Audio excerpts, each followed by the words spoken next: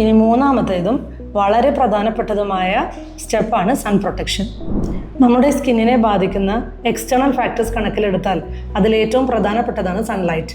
Sunlight കൊണ്ട് നമ്മൾക്ക് ഒരുപാട് പ്രയോജനങ്ങളുണ്ടെങ്കിലും സ്കിന്നിന് ചില ദോഷങ്ങളും സംഭവിക്കാം. കറക്റ്റായിട്ടുള്ള സൺസ്ക്രീൻ നമ്മളുടെ സ്കിൻ കെയർ റുട്ടീനിൽ ഉൾപ്പെടുത്തുകയാണെങ്കിൽ 2 ഗുണങ്ങളുണ്ട്. ഒന്ന്, ടാനിങ് പോലെയുള്ള പ്രശ്നങ്ങൾ കുറയ്ക്കാം.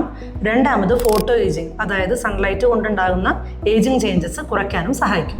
സൺസ്ക്രീൻ തിരഞ്ഞെടുക്കുമ്പോൾ ശ്രദ്ധിക്കേണ്ട ചില കാര്യങ്ങളുണ്ട്. അതായത് UVA, UVB ഫിൽറ്റേഴ്സ് അടങ്ങിയ സൺസ്ക്രീൻ ആയിരിക്കണം ചൂസ് ചെയ്യുന്നത്.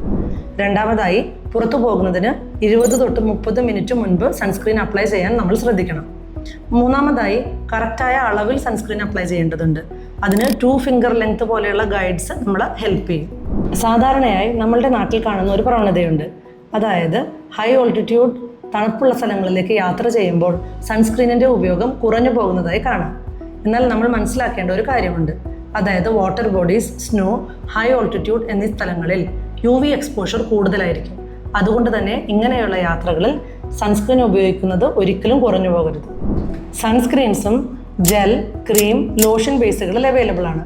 നമ്മളുടെ സ്കിൻ ടൈപ്പ് അനുസരിച്ച് കറക്റ്റായ സൺസ്ക്രീൻ നമുക്ക് ചൂസ് ചെയ്യാം.